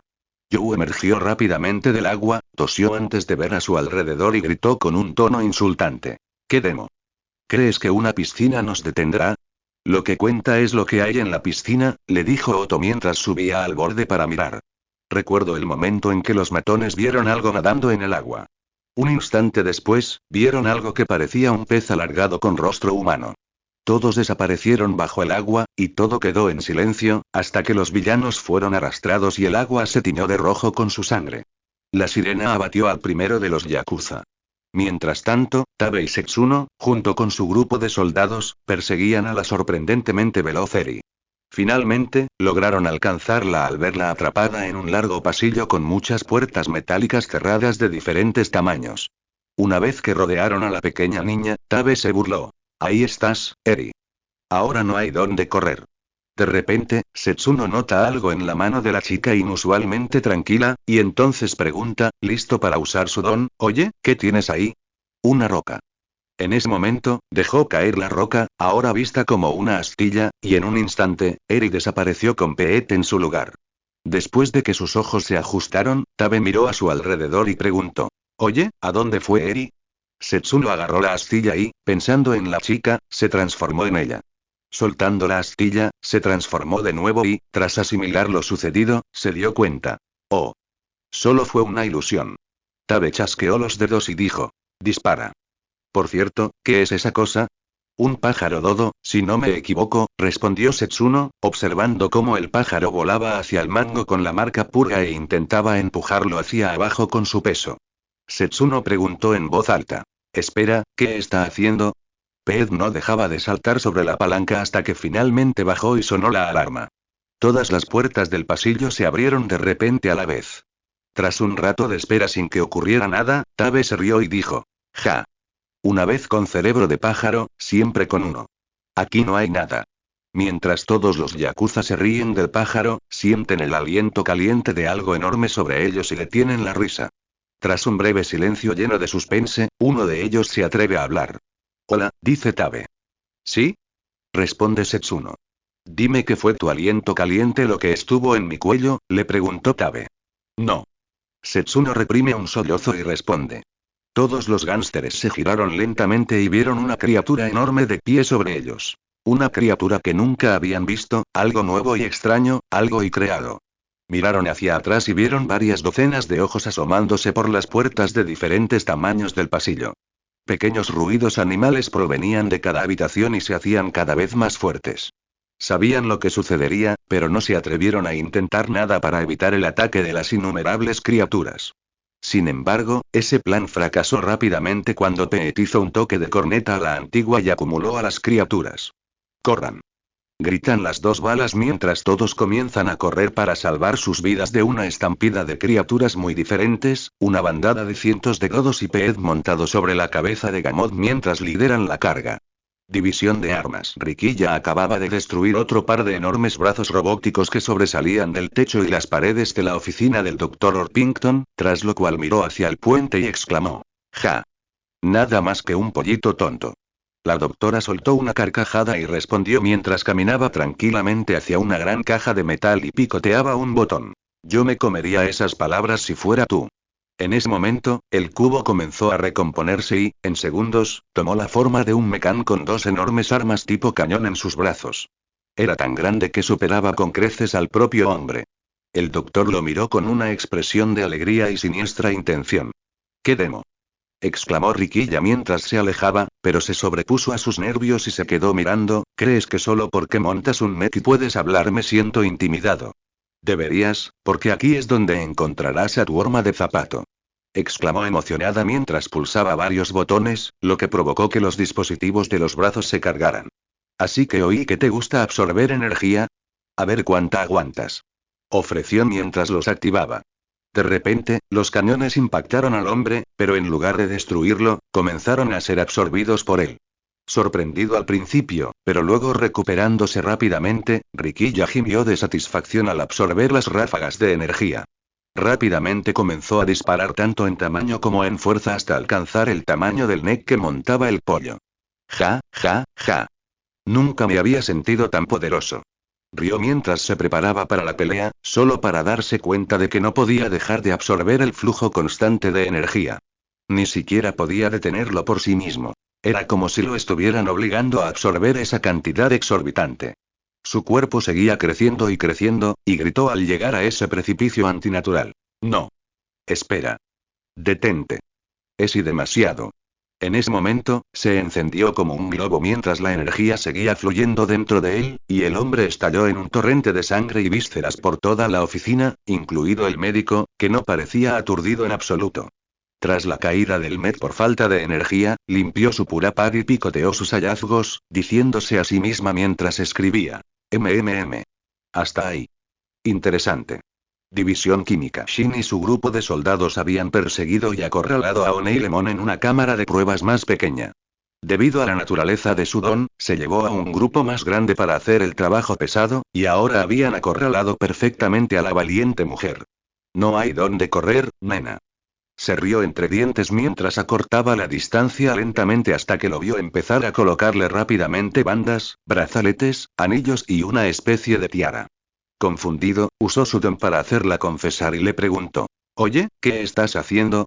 O'Neill se vio incapaz de negarle una respuesta, así que se apresuró a responder: «Oh, solo estoy probando en el campo mi nuevo invento. No he tenido la oportunidad de resolver todos los errores, pero bueno, si voy a morir, será bajo mis términos». Luego presionó un botón en una consola a su lado, y unos tubos metálicos descendieron del techo. Fue entonces cuando Shin y los demás soldados se dieron cuenta de dónde estaban. Aunque entraron en una cámara de pruebas, no habían visto el tubo de plástico que cubría la cámara, lo que hacía que la habitación fuera aún más pequeña y les daba a los soldados la oportunidad de acorralarla fácilmente. ¿Qué diablos es este lugar?, preguntó Shin mientras miraba a su alrededor, viendo que la puerta por la que habían entrado estaba cerrada con llave. Aún así, bajo su peculiaridad, O'Neill presionó los comandos en el controlador y admitió: «Es una cámara de gas. Espero que esas máscaras no sean solo para aparentar». Presionó un último botón y varios gases de diferentes colores salieron disparados de los tubos, llenando rápidamente la habitación con ellos mientras un campo de energía azul se formaba alrededor de la mujer y sus accesorios. A medida que la burbuja de plástico se llenaba, los yakuza comenzaron a toser cada vez más fuerte hasta que uno de ellos vomitó sangre. Entonces su ropa comenzó a derretirse con su piel. Algunos perdieron trozos de carne que se derritieron por completo, mientras que otros comenzaron a toser para expulsar sus órganos. Shin fue el que más lo pasó, ya que su máscara se derritió sobre su cara, causándole un dolor extremo al intentar quitársela. Cuando lo hizo, terminó arrancándose toda la cara, y con la poca vida que le quedaba, cojeó hasta la mujer ilesa con las piernas derretidas. Perra. Gruñó mientras caía al suelo y se derretía en un charco de carne. Ja. Funciona. O'Neill aplaudió el éxito de su invento hasta que notó que uno de los dispositivos estaba en cortocircuito. Rápidamente pulsó el botón de purga para salir y limpiar el aire, exclamando al hacerlo. Oh, pero no por mucho tiempo. División de sonido. A diferencia de sus compañeros, Ankoin también tuvo un buen desempeño y terminó siendo atrapado por Deidoro y sus 3 soldados. En el suelo, con un nuevo ojo morado y respirando agitadamente mientras los tubos de su cabeza se envolvían alrededor de él y silbaban en defensa, miró a los enmascarados con una fuerte sensación de vértigo. Después de terminar su botella de sake, Deidoro exigió: «Dinos dónde está la chica o te mataremos». Un pensamiento cruzó por su mente, luego una idea y Ankoin sonrió para sí mismo mientras actuaba, diciendo: «Está bien, está bien, está bien. Me tienes. Te mostraré dónde está, pero no me hagas más daño». «Bueno, verás», dijo Deidoro mientras lo agarraba por la cabeza y lo empujaba hacia la puerta mientras gritaba: «Ahora muévete». Ankoin obedeció y condujo a los criminales a donde quería. La habitación a la que los llevó no era donde Eri estaba retenido, sino algo que lo salvaría. Mientras estaba de pie al lado de la puerta, le dijo: «Bueno, aquí está». «¿Dónde?», preguntó Deidoro. Ankoin puso los ojos en blanco ante la pregunta y le dijo: «Detrás de la puerta, estúpido». Golpeó la pared al lado del hombre y exigió: «Ábrela». «Es automático». «Simplemente acércate», le dijo Ankoin con calma. Deidoro se acercó a la puerta, que, según le dijeron, se abrió sola. Dentro, vio lo oscura que estaba la habitación, con varios cristales blancos grandes, extraños y brillantes como única fuente de luz tenue. «Está muy oscuro aquí», observó la bala. «Por eso está ahí», le dijo Ankoin, intentando tranquilizarlo lo suficiente para que entrara. Deidoro era cauteloso, pero entró lentamente con sus soldados atrás. A pocos metros de distancia, algo le golpeó la nariz y se quejó: «Qué mal huele aquí». «Oh, esos son solo los efectos secundarios de comer ligero», le informó Ankoin casualmente. Deidoro detuvo su caminata, giró la cabeza y preguntó: «¿Qué?». Al preguntar esto, oyó algo extraño, como si algo enorme se levantara tras permanecer tan quieto y silencioso. El sonido de muchas patas grandes y puntiagudas golpeó el suelo metálico junto con el crujido de colmillos. Bala y sus hombres observaron y vieron una figura enorme que apenas cabía en la enorme habitación, cerniéndose sobre ellos con docenas de ojos rojos mirándolos fijamente. Presa de un miedo primitivo, Deidoro se quedó paralizado mientras preguntaba: «¿Qué es eso?». «Ese es un Goliath», dijo Ankoin con tono orgulloso. De repente, el hombre se encontró atado en redes negras y gritó mientras intentaba liberarse: «Quería que me llevaras con Eri». Ankoin puso una expresión tímida mientras estaba de pie en la puerta y le dijo: «Oh, bueno, acabas de decirla, así que te llevé con la única que conozco». Entonces se apartó mientras los soldados empezaban a correr al ver la enorme araña y las docenas de arañas pequeñas que cubrían todo el espacio libre de la habitación. Las telarañas sujetaron a la primera, la segunda fue empalada por una de las patas de un Goliath, y la última casi logró escapar, pero las arañas más pequeñas la atraparon en los barriles y la arrastraron de vuelta a la habitación. Ankoin se rió de la reacción de los hombres hacia su mejor amigo y les aseguró con un tono desenfrenado: «No se preocupen, ella no muerde para herir, solo para matar». Tras atrapar a los hombres, un Goliath acercó una de sus enormes piernas para acariciar el rostro de Ankoyo y vio su nuevo ojo morado. Volvió la mirada, llena de tanta ira que se podía sentir, hacia los hombres y soltó un grito estruendoso mientras Ankoin le decía: «Come, un Goliath. Hora de comer». División de plantas. Mimik se dirigió a uno de los invernaderos de la división de plantas y observó las numerosas plantas diferentes y de aspecto salvaje que crecían en cajas y macetas. Mientras estaba en su pequeño cuerpo de marioneta, sostenía una flor verde azulado y comentó: «Lindas plantas». «Gracias, cariño. Los cultivé yo misma», dijo una voz, haciendo que Mimik se diera la vuelta. Entonces vio a la doctora Malva sentada en una hoja gigante, escribiendo algo en su cuaderno pura, que sostenía una rama, sin ningún aspecto estresado. Sonrió con su adorable figura y dijo: Gracias por ahorrarme la molestia de olfatearte. Te propongo un trato. Dime dónde está la chica y convenceré al jefe para que te deje vivir. Ella agitó su mano, y la rama y la hoja volvieron a refugiarse en el nido de plantas mientras ella se ponía de pie y decía en un tono tranquilo. ¿Qué tal si, te vas a la mierda tú y tu mamá? Una marca de tachuela apareció en su cabeza y Mimic dijo. Tú lo pediste. Luego colocó una mano en el suelo e intentó transformarse en ella, pero al instante notó que su don no estaba funcionando. Oye. ¿Qué? No puedo fusionarme con el suelo, dijo en voz alta. Malva Real sonrió y le dijo. Míralo más de cerca, azúcar. Un poco desconcertado por esto, miró el suelo y se dio cuenta de que no era de metal ni de piedra como el resto del edificio. Musgo. Exclamó, sabiendo que su don era inútil contra cualquier cosa orgánica. Luego miró las paredes y el techo y dijo. Lo está cubriendo todo. Acabas de caer en mi trampa, cariño, dijo con tono orgulloso mientras adoptaba una pose, y algo comenzó a llenar el aire. Bueno, cariño, puede que esté atrapado, pero no necesito mi don para matarte. Grita mientras sale de su cuerpo falso y corre hacia ella con un cuchillo.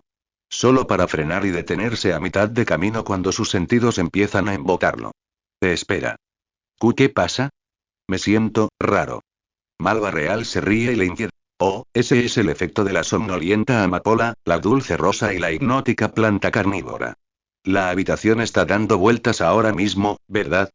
De repente, muchas vibraciones lo envuelven, y el hombre corpulento es arrastrado hacia las fauces dentadas de una planta carnívora gigante. Lo último que dijo mientras la planta lo envolvía fue: tú mi bruja. Ah, no te preocupes, no voy a dejar que te escapes. No después de lo que le hice a esa dulce niñita, fue lo último que la oyó decir mientras la planta se cerraba, haciendo que todo quedara en silencio y oscuridad. El almacenamiento de instalaciones. Chronostasis y Overaul recorren los largos y sinuosos pasillos del almacén, buscando a la niña en cada habitación.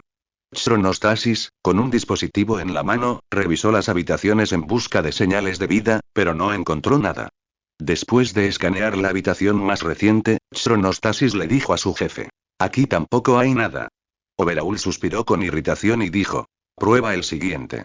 Usando otro dispositivo conectado a la consola de pared, Chronostasis abrió la puerta, dando paso a lo que parecía ser otra habitación vacía.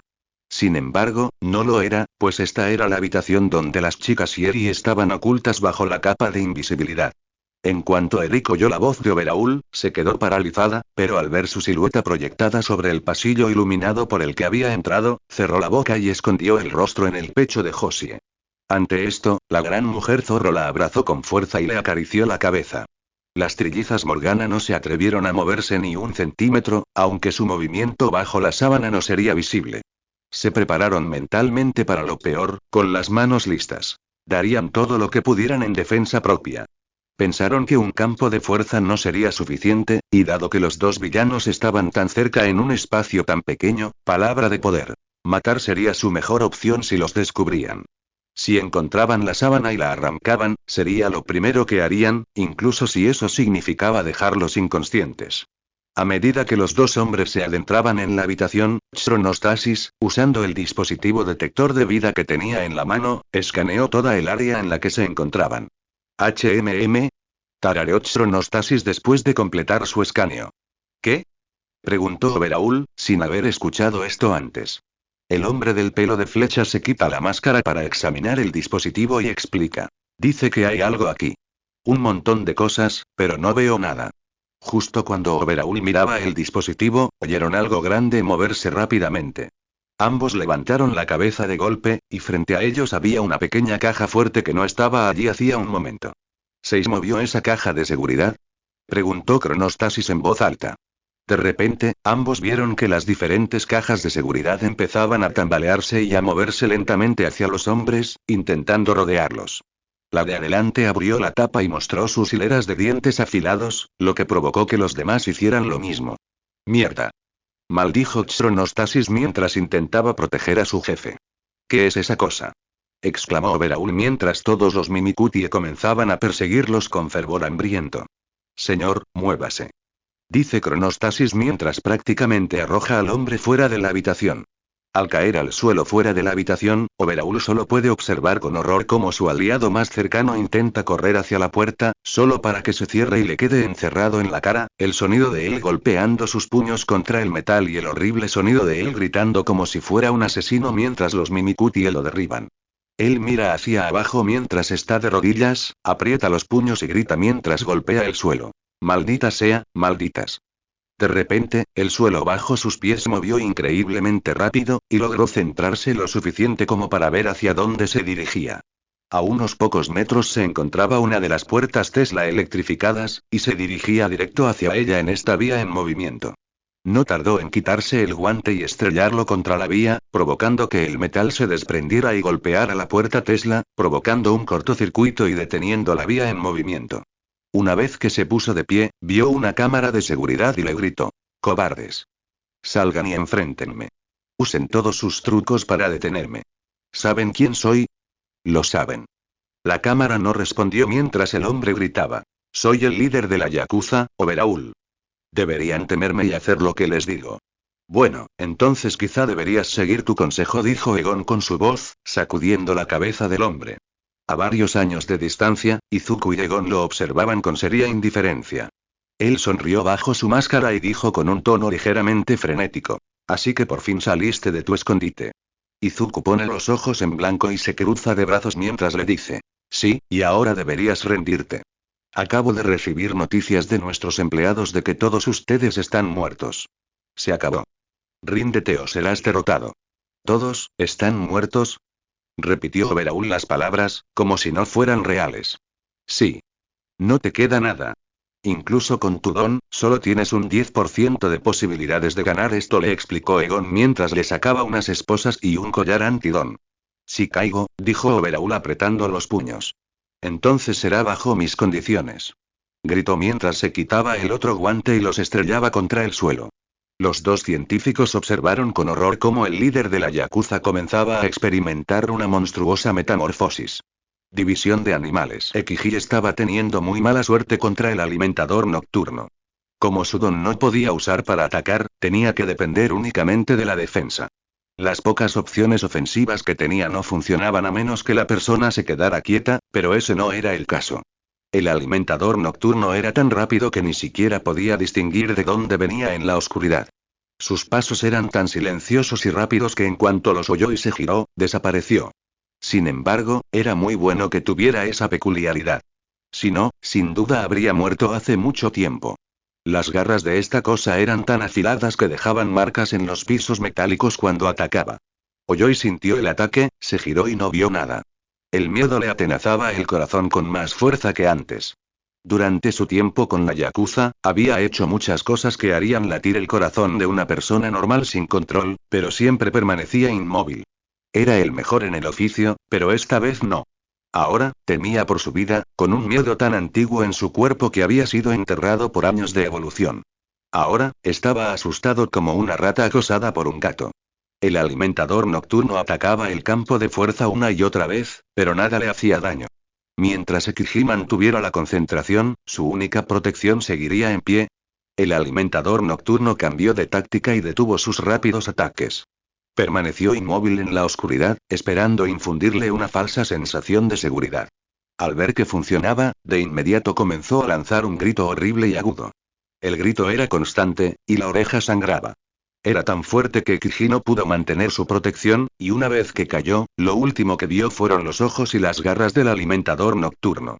Mientras tanto, Rappa no lo pasaba nada bien con el Glavendus, pero la pelea no dejaba de divertirle. Estaba más emocionado que nunca. Al principio, la enorme criatura con aspecto de T-Rex lo mordía con los dientes o lo pateaba o pisoteaba con las patas. Rappa se sorprendió de ver que un animal tan grande pudiera saltar tan lejos. Pero tras recibir algunos golpes de Rappa, golpes que no hicieron nada contra su armadura natural, el monstruo cambió de táctica. Tras dar vueltas alrededor de Rappa y escupir cenizas y brasas, comienza a rozar el suelo con la cola varias veces. La mete en la boca y usa sus dientes especializados y su aliento llameante para sobrecalentarla. Una vez fuera de la boca, levanta su cola roja y ardiente y ruge al aire. Esta exhibición enamoró a Rappa, pero solo por un instante, cuando el monstruo comenzó a agitar su cola ardiente como si fuera un arma. Para ser tan grande, era tan ágil. Rapa tuvo que esquivar sus ataques y apenas pudo acertar ninguno. Los que acertó los usó para bloquear la espada de cola al rojo vivo. Gruñó de dolor y disfrutó cada segundo. No había tenido una pelea como esta en siglos. Por una vez, su vida estaba en juego. Ojalá pudiera tener más vuelos como este. Pero sabía que tenía que vencer a esa cosa de alguna manera. Quería devolver los golpes con la misma fuerza con la que los recibía. Siempre que podía, no lograba atravesar su armadura. Mientras intentaba pensar en algo, vio algo interesante ocurrir en la oscuridad, iluminada únicamente por la cola. Su brillo se apagó, y antes de que se diera cuenta, la cola se enfrió y se endureció hasta convertirse en una roca inútil. Ja. Parece que tu arma ya no sirve. Dijo con la mirada mientras señalaba a la criatura. A lo que gruñó, se dio la vuelta y lo golpeó con su cola roma. Rapa se golpeó contra la pared con fuerza y casi se cae al suelo, hasta que vio algo con sus ojos vidriosos. El Glavenus se metió la cola en la boca y rompió el hueco endurecido. Al sacarla, su cola estaba tan afilada como antes. Rapa sabía que su plan actual no estaba funcionando, así que tuvo que probar un nuevo enfoque. Así que formuló un nuevo plan y concluyó diciendo en voz alta: tengo que golpearte más fuerte. El Glavenus responde con un rugido. Ambos se lanzan uno contra el otro, y mientras el Glavenus gira su cola, Rapa se agacha y golpea el lado de la bengala, donde el metal toca la carne. Gola con todas sus fuerzas, rompiéndole la cola al monstruo. Glavenus cae al suelo, pataleando y gritando de dolor. Rapa aprovecha la oportunidad para descargarle una lluvia de puñetazos en el cuerpo y las piernas. Parece que funciona, ya que no logra levantarse. Como último recurso, lanza una bola de fuego contra el hombre, pero este recibe el impacto. Tras salir de las llamas, le da un golpe en la barbilla, lo agarra, lo hace girar y, con todas sus fuerzas, lo lanza contra la pared divisoria. Esto hace que Glavenus caiga inconsciente y Rapa, vencedor, cubierto de sangre, quemaduras y cortes. Entonces se gira hacia el tabique y empieza de golpearlo, intentando derribarlo. La voz molesta de Cho se oye por los altavoces de la habitación, ahora a oscuras, y grita: basta ya, gorila. Voy a tirar las malditas paredes. Rayos. Mientras tanto, tras la sala de observación, Atsume estaba hecho un desastre. Se quejaba. Ay, tío. No puedo creer que haya logrado vencer al Glavenus. Me gusta. Ignorando su queja, Cho le preguntó: ¿cómo crees que le irá contra el alimentador nocturno? Ojalá ambos se maten entre sí. Pero soy su amigo inteligente, que se enfrentó y no pudo vencerlo. Así que sus posibilidades parecen bastante escasas, teorizó Atsume mientras Cho dejaba caer el muro divisorio. De vuelta en la cámara de pruebas, la pared se derrumbó, y en la penumbra, apenas pudo distinguir la silueta de su compañero. Echó a correr hacia él, emocionado, y exclamó: oye, Ekiji. Acabo de tener una pelea épica con un T-Rex que escupía fuego y tenía cola de espada. Se detuvo al notar algo extraño en él. Parecía caminar de forma extraña, casi como un bebé con el pañal lleno. Retrocediendo un poco, preguntó: ¿Ekiji? De repente, algo rodó y cayó sobre los pies de Rapa. Le dio la vuelta con el pie y vio que era la cabeza decapitada de Ekiji. Adoptando una postura defensiva, exigió: tú, no Ekiji. ¿Quién eres? Los restos de su amigo cayeron, y unas garras afiladas chasquearon y arrastraron el suelo metálico hasta que una mirada vacía lo miró desde la oscuridad. Con un tono más cauteloso, preguntó: ¿qué eres? El comedor nocturno mostró sus relucientes dientes blancos en la oscuridad y abrió la boca mientras cargaba contra él con un rugido. Rapa, por primera vez en su vida, sintió un miedo sobrenatural genuino, y echó a correr. Pensando rápido, agarró el cuerpo caído del Glavenus y se lo lanzó a la criatura. Por el sonido que hizo, funcionó. Pero no duraría mucho, así que buscó algo más para defenderse en la habitación oscura y recordó la cola rota. Buscándolo frenéticamente en la oscuridad, el comedor nocturno se liberó del cuerpo del animal gigante y olfateó a Rapa. Al verlo, corrió hacia él con saña asesina. Justo cuando estaba a punto de abalanzarse, Rapa encontró la cola y comenzó a agitarla salvajemente hasta que cayó al suelo, causando chispas. Las chispas brillaron ante los ojos del monstruo, quien retrocedió asustado, emitiendo un sonido aterrador. Rapa se dio cuenta de esto y se le ocurrió una idea. Así que siguió usando la cola para encender chispas e iluminar su zona, lo que le dio tiempo a ver dónde estaba el comedor nocturno e intentar acorralarlo. Después de que este juego del gato y el ratón acorralara al monstruo, se pegó al suelo varias veces, provocando un despliegue de chispas en el aire que lo mantuvo inmóvil. Desde allí, metió la cola en la boca del inconsciente Glavenus, le dio una patada en la garganta, lo que provocó un incendio, y la sacó como una espada al rojo vivo. Usando la espada como una lanza, la arrojó contra el monstruo que apenas había podido ver. La espada impactó y aplastó a la bestia contra la pared, quien gritó de dolor mientras todo su cuerpo ardía en llamas y se consumía como una vela. Al ver al alimentador nocturno consumirse, Rappa alzó el puño y gritó victorioso. De vuelta en la sala de observación, Cho apretaba los nudillos en su silla mientras veía al enorme hombre ganar mientras Atsume golpeaba su puño sobre la mesa de control y gritaba. «¡Mierda, lo mató! ¿Cómo vamos a derrotarlo ahora?» Cho entonces se levantó de su silla, presionó varios botones en el controlador y agarró una escopeta de la pared mientras decía. «Lo haré». «¿Qué?», exclamó Atsume. Ella amartilló el arma y dijo con firmeza. «Voy a entrar ahí y le volaré la cabeza». Atsume se interpuso entre ella y la puerta de salida y le dijo. «¿Estás loca? Es un gángster». Solo apartó, sabiendo que la puerta era automática, y dijo apresuradamente. «Soy un soldado. Ningún delincuente me va a vencer. Ya me he enfrentado a tipos como él. Espera. Tengo un plan mejor». Ofreció Atsume, intentando pensar rápido, pero la mujer lo ignoró mientras se dirigía a la puerta de la cámara de pruebas. ¡Qué locura! Mejor voy a buscarla antes de que la maten. Se dijo a sí mismo mientras salía corriendo de la habitación. Tras anunciar su victoria, Rappa usó la cola brillante una vez más para iluminar su camino a través de la habitación oscura. Entonces, encontró la puerta de salida, más pequeña y con una inclinación. Se preparó para derribar la robusta puerta metálica y gritó. «Toc, toc». Pero justo antes de que pudiera golpear la puerta con todas sus fuerzas, las luces se encendieron, casi cegándolo, y la puerta se abrió sola con Cho parada allí con el cañón de una escopeta apuntando a su cara mientras gritaba. «Es la muerte». Pero Rappa no iba a dejarse vencer por algo así y saltó rápidamente para esquivar el disparo. Aún cegado por la luz, tuvo que cubrirse los ojos e intentar esquivarlo todo para evitar que le dispararan. Escuchó el disparo una y otra vez mientras saltaba, esquivaba y rodaba hasta que sus ojos se acostumbraron. Durante su frenética huida, escuchó a los científicos gritarle. «Deja de retorcerte para que pueda volarte la cabeza». Tras un rato de esquivar alocadamente, la vista de Rappa por fin se adaptó a la luz y aprovechó la oportunidad para saltar tras el cuerpo inconsciente de la Glavenus.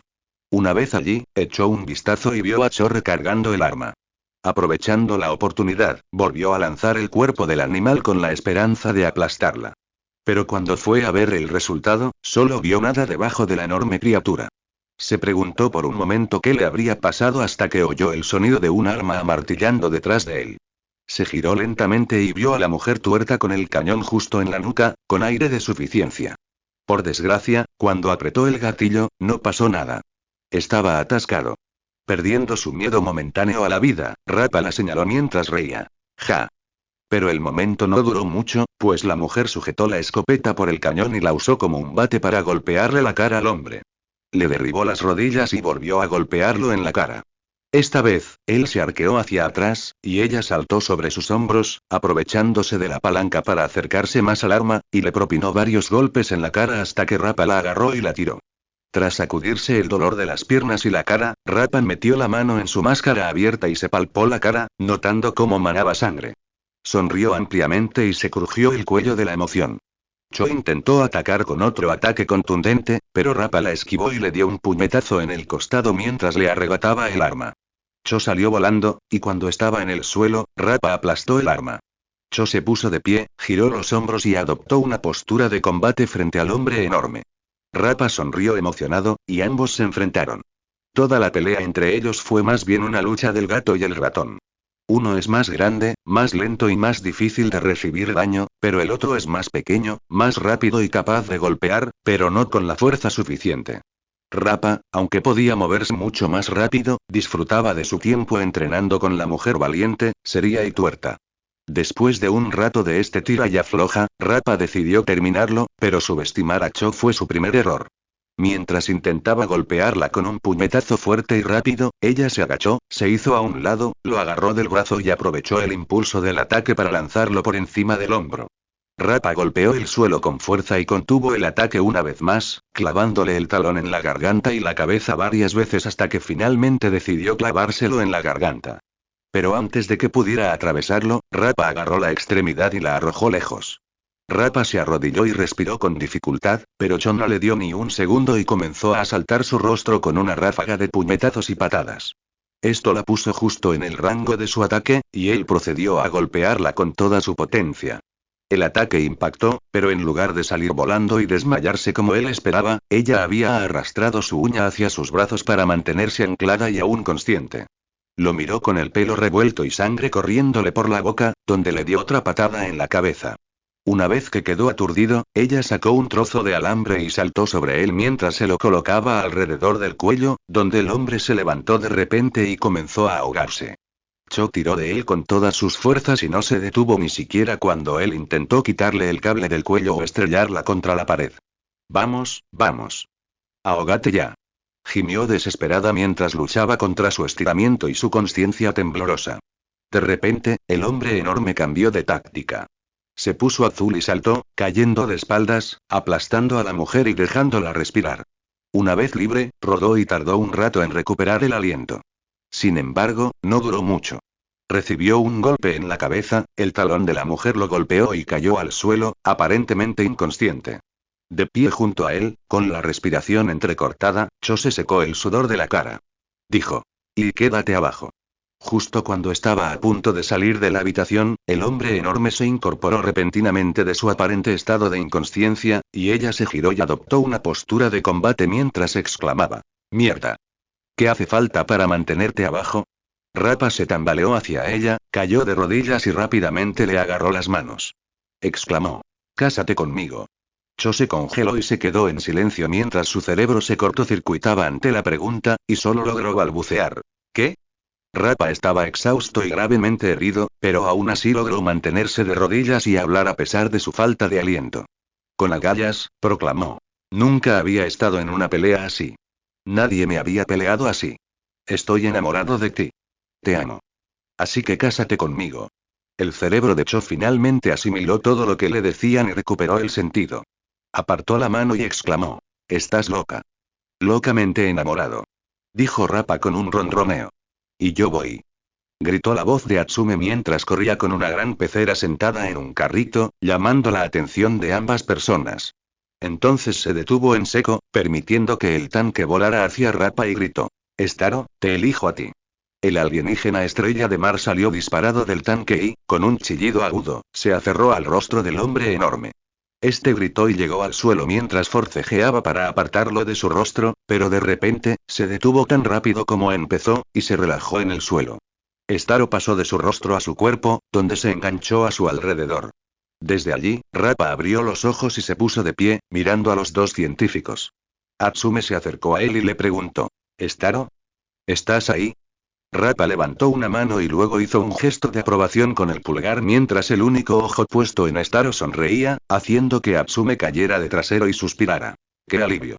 Tras calmarse de la tensión, se acercó a Cho, quien también descansaba en el suelo. Le extendió la mano y le preguntó: "¿Estás bien, bateador?". "Viviré", respondió Cho con una leve sonrisa. Tomó su mano y la ayudaron a ponerse de pie. Se quitó los tacones y preguntó, señalando a Rappa: "¿Y qué hacemos con él?".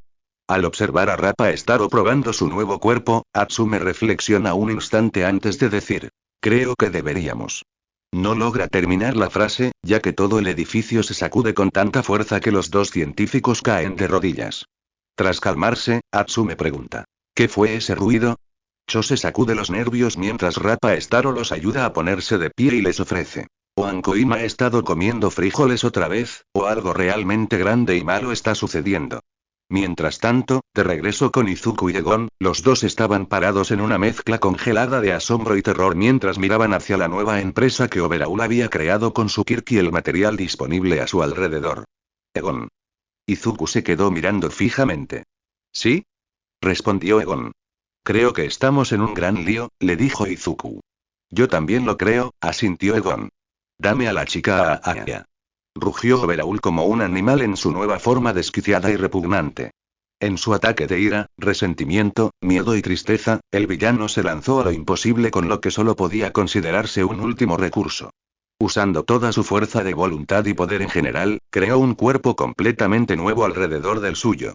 Una enorme y deforme torre horrorosa, construida con el hormigón y el metal del edificio en el que aún se encontraba, junto con la carne de todos sus hombres caídos.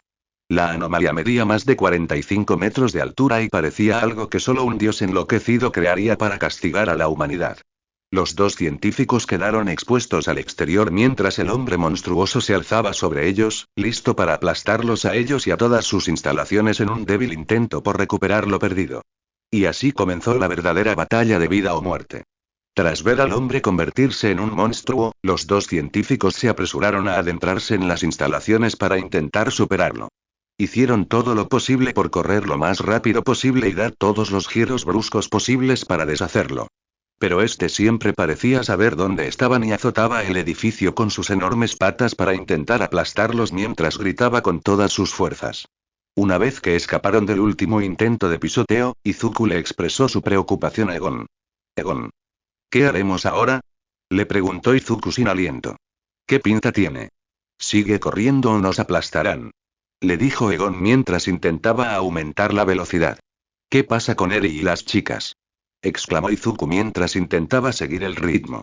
«Por eso nos adentramos en las instalaciones. Para alejarlo de ellos», le gritó Egon, haciendo que Izuku adoptara una expresión de alivio. «La única pregunta es cómo vencer a esa cosa. Para cuando aparezca un héroe lo suficientemente fuerte como para enfrentarse a ella, todos estaremos aplastados», enfatizó Egon mientras ambos giraban bruscamente a la derecha. «Tenemos que darlo todo», propuso Izuku. «Todo está roto o desconectado. Todo lo que quedaba fue absorbido por el cuerpo de esa cosa», gritó Egon mientras un enorme puño golpeaba el techo, pero no lo atravesaba. De repente, Egon recibió una llamada en su teléfono, y al contestar, Pura comenzó a decir: «Señor, ¿por qué un monstruo gigante?». Pero Egon la interrumpió y exclamó: «No hay tiempo para eso. Envíen un anuncio de evacuación». Ligeramente presa del pánico, gritó y luego respondió: «Sí, señor». «Dame a la chica», rugió Overhaul mientras intentaba arrancar un trozo del techo, estacando el edificio y derribando al científico. «Oh dioses. ¿Qué podemos hacer ahora?», subrayó Egon. Izuku miró rápidamente a su alrededor, vio algo y dijo: «Lo tengo». «¿En serio? Dímelo entonces», exclamó Egon mientras lo agarraba por los hombros. Izuku se acercó a una pared y apartó un panel mientras tecleaba. Tras pulsar la tecla Intro, se abrió el piso y apareció lo que parecía un mini tren bala, tan grande como una atracción de feria para dos. Egon miró el dispositivo conectado a una línea magnética bajo el piso y lo señaló sin decir palabra. «Es un trabajo en progreso. Es una forma de agilizar los desplazamientos por las instalaciones. Consíguelo», explicó Izuku y exclamó en la misma frase. Los dos subieron de un salto, tiraron de la palanca hacia adelante y el pequeño carrito se alejó por el largo pasillo como una nube. En ese momento, Overhaul rompió lo suficiente del techo para asomarse y no vio nada en la habitación. Gruñó, soltó el techo y fue a buscarlos a otro lugar. El vehículo de los dos científicos se detuvo bruscamente al salir despedidos de sus asientos y estrellarse contra una pared, dejándolos desorientados. «¿Trabajo en progreso, preguntó Egon mientras las estrellas bailaban frente a sus ojos. «Sí, trabajo en progreso», confirmó Izuku mientras los pájaros volaban alrededor de sus ojos. Después de ponerse de pie tras la apresurada huida, Egon supuso: «Supongo que no tienes nada en mente para vencer a esa cosa». Izuku pensó un buen rato, y de repente, una idea le cruzó la cabeza. Agarró al hombre y le dijo con voz seria: «Necesito 2 droides asesinos y un splinter ilusorio. Pero los droides asesinos aún no están listos», dijo la voz de Atsume mientras atravesaba el otro pasillo con Cho y Rappa Staro heridos. «Atsume. Cho. ¿Y, Staro?», preguntó Egon, entre alivio y confusión. «¿Qué pasó?», preguntó mirándolos. «Larga historia, ¿qué pasa? ¿Qué es todo ese choque y explosión?», respondió Cho y volvió a preguntar. «No hay tiempo para eso». Izuku los interrumpió antes de acercarse a Atsume y preguntar con un tono febril y rápido: «Atsume, es hora de una prueba de campo y no tengo tiempo que perder». Atsume se puso sus gafas con un vaso y dijo emocionado: «Tú eres el jefe, jefe». Mientras Atsume le entregaba Choa Rapa a Staro y corría de buscar los robots, Egon sacó un maletín lleno de Splinter y le dio la ilusión a Izuku. Después, le preguntó: ¿qué más? Izuku le dirigió una mirada seria con una sonrisa y le dijo afirmativamente: es hora de sacar las armas pesadas. Poco después, Izuku tenía todo lo que necesitaba y se dirigió a los potreros y a la división de animales. Allí, se paró frente a uno de los grandes y respiró hondo. Claro, el que necesitaba era más que manso, pero incluso los animales domésticos reaccionan violentamente cuando se estresan. Además, hacía tiempo que no lo veía desde que se quemó. Así que se despertó y abrió la enorme puerta del tamaño de un almacén. Lentamente, se abrió, y lo primero que sintió fue un aliento caliente en la cara, seguido de unos ojos ámbar que ardían como carbón. Se armó de valor y dijo: hola, amigo. Un gruñido de insatisfacción le respondió con un tono de miedo latente. Izuku sintió lástima y respondió con cautela: sé que todo el ruido te asusta, pero estamos en peligro y eres el único que puede ayudar. ¿Puedes hacerlo? Un momento de silencio y un leve ronroneo, luego un hocico apenas sobresalió y una larga lengua forzada le lamió la cara. Buen chico. Izuku elogió a la criatura mientras salía de su recinto, e Izuku dijo con asombro: bien, grandullón. De vuelta con Overhaul, continuaba su furia, azotando los techos con sus enormes pies o abriéndolos para echar un vistazo dentro en busca de su presa. Cada vez más molesto, cuanto menos podía ver un ser vivo, finalmente rugió: Izuku. Egon. ¿Dónde estás? Dame a la chica Aya. Oye, feo. Gritó una voz familiar, lo que hizo que Overhaul se girara y se encontrara cara a cara con Torchwick, ahora 3 veces más grande que un mamut, de pie en la azotea, mirándolo con furia, junto con un chico de pelo verde y una chica con cuernos que le resultaban familiares. Si la quieres, ven a buscarla. Anunció Izuku mientras sostenía a la pequeña criatura frente a él como si fuera un tentador regalo. Como referencia: si Torchwick se para sobre sus patas traseras, queda cara a cara con Mt. Lady. Torchwick no pierde tiempo en disparar una bola de fuego al monstruo, obligando a Overhaul a usar su brazo gigante para bloquearla. El fuego era tan intenso que su brazo explotó casi por completo y se incendió a pesar de ser piedra y metal. Overhaul observó la extremidad y vio cómo se había quemado hasta convertirse en un tocón y se había calcificado por el fuego, sabiendo que era inútil y podía regenerarse. Así que vio el tocón y le creció una nueva extremidad. Después de que la extremidad volviera a crecer, vio cómo Torchwick extendía sus alas y despegaba por los aires. Overhaul persiguió al monstruo y rugió: maldito lagarto. Te mataré. Egon y algunos otros científicos observaron cómo el joven se alejaba a lomos del dragón, con la chica del pueblo y el hombre monstruo persiguiéndolo. Al ver que el problema más urgente se alejaba, cayó al suelo y suspiró aliviado. El daño a las instalaciones había sido enorme. Casi la mitad había desaparecido por completo debido a la transformación de Overhaul o a que él mismo la había roto, y la otra mitad sufrió daños graves. Dañada, pero no desaparecida, algo por lo que estaba profundamente agradecido. Profesor. Gritó la voz de Oneilemon mientras corría hacia la parte ahora abierta del laboratorio. Su vista de Egon pareció apagada por un momento, pero una vez que él se incorporó, pareció mucho más aliviada. De pie, el hombre le respondió: cariño, Lemon. ¿Estás bien? La mujer corrió hacia él con lágrimas en los ojos, asintió rápidamente y respondió: estoy bien, pero ¿qué hace la doctora Midoriya en Torchwick con Eri? ¿No se supone que debemos mantenerla alejada de él? La mujer empezó a entrar en pánico, pero Egon le tomó la mano y le aseguró: no te preocupes, Miyazaki. Tiene un plan. Ella suspiró y respondió: eso espero. Mirando hacia el cielo abierto donde el dragón despegaba hacia la ciudad, se lamentó: oh, doctor, es usted muy valiente. Vaya, gracias, Oneilemon, dijo la voz de Izuku detrás de ella. Oneilemon se giró rápidamente y agarró al chico con fuerza mientras gritaba aliviada: Izuku. Recordando su estado, retrocedió y dijo, más apropiadamente: o sea, doctor. Eri. Hola. Respondió la niña con un tímido y pequeño saludo. Espera, pensé que ustedes dos estaban en el dragón. Pregunta mientras señala de un lado a otro entre el cielo y los dos niños. No. Responde Izuku. Bueno, si estás aquí, ¿quién es? Pregunta mientras mira al cielo. Tengo una desagradable sorpresa para Overhaul. Vamos, evacuemos mientras podamos. Les dijo Izuku al resto del personal que lo rodeaba. Espera, ¿y los animales? Seguro que se han escapado. Algunos son peligrosos para el público, intervino yo. No os preocupéis, Peet y Gamop tienen un pesebre para reunirlos, les informó y les aseguró Pura, que se unió a ellos desde otro pasillo. ¿Incluso los voladores? ¡Guau! Dijo Anima, que estaba a su lado, impresionada. No importa. Vamos. Afirma Izuku. Justo cuando empiezan a huir hacia la entrada, Oneilemon pregunta preocupada. ¿Qué hay de Torchwick? Claro, es más grande y más fuerte, pero no creo que pueda con ese monstruo uno a uno. Izuku niega con la cabeza, claramente descontento con ello tampoco, mientras le dice. No tenemos opción. Todo está en peligro y necesitamos llegar a un lugar seguro. No tenemos nada más que lanzarle. No todo, les dice una voz familiar. Deteniéndose de miedo, se giraron rápidamente y vieron a Ankoin de pie en otro pasillo, afuera de donde un Goliath estaba retenido. Egon suspira y dice. Ankoin, me alegra verte bien, en general. Su voz se apaga mientras mira sus ojos negros.